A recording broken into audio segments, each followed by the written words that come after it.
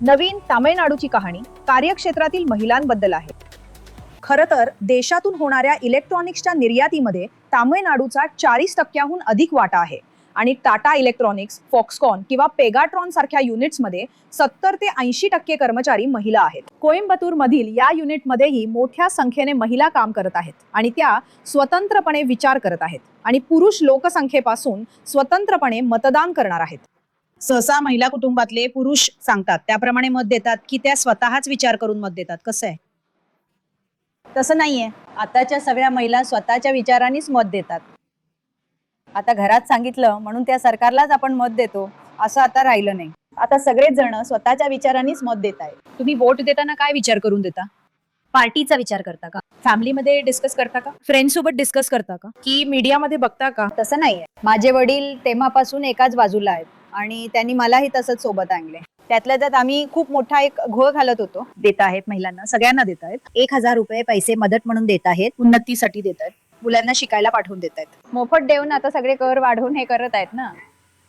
तसं असणं हे आपल्याला प्रॉब्लेमच आहे ना. आता बसने मोफत जात आहोत, पण तेच आता बाहेरगावी जाणाऱ्या बसेस पाहिल्या तर तिकीट दुप्पट आहे. तसं सगळं आहे ना. यूज नाही. 3 वाजता एक सिनेमा बघू शकतो. त्यांच्या हातात 5 वर्ष सत्ता द्यायची का? नक्कीच त्यांच्यावर विश्वास ठेवून आपण देऊ शकतो. कारण आता पाहिलं तर आता विजय आल्यानंतर सगळ्यांना भीती वाटू लागली आहे. ते कोणत्याही चॅनलवर विजयाचा चित्रपट दाखवत नाहीत. चित्रपट प्रदर्शितही करू देत नाही. आम्ही तिकीट बुक करून ते परत करण्याइतकी परिस्थिती आली आहे. सगळेच तरुण विजय विजय असं म्हणत असल्यामुळे ते राजकारणातील तत्व कुणीच बघत नाहीये. ही तत्व पाहून देशासाठी काय योग्य आहे हे ठरवून आले तरी पुरे.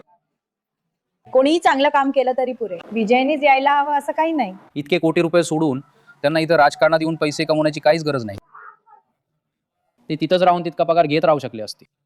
पण ते सगळं सोडून जर ते लोकांचं भलं करायला येत असतील तर आपण लोकांनी त्यांना पाठिंबा दिला तरच ते येऊ शकतील. इथे सगळेच म्हणतात की तुमचा विजय कसा येणार, कसा जिंकणार. पण विजयाच्या आधीपेक्षा आता राजकारण म्हणजे काय हे लोकांमध्ये आणि विद्यार्थ्यांमध्ये विजय आल्यानंतरच सगळ्यांना कळत आहे. त्याशिवाय या आधीचं राजकारण वेगळं होतं, आताचं राजकारण वेगळं आहे.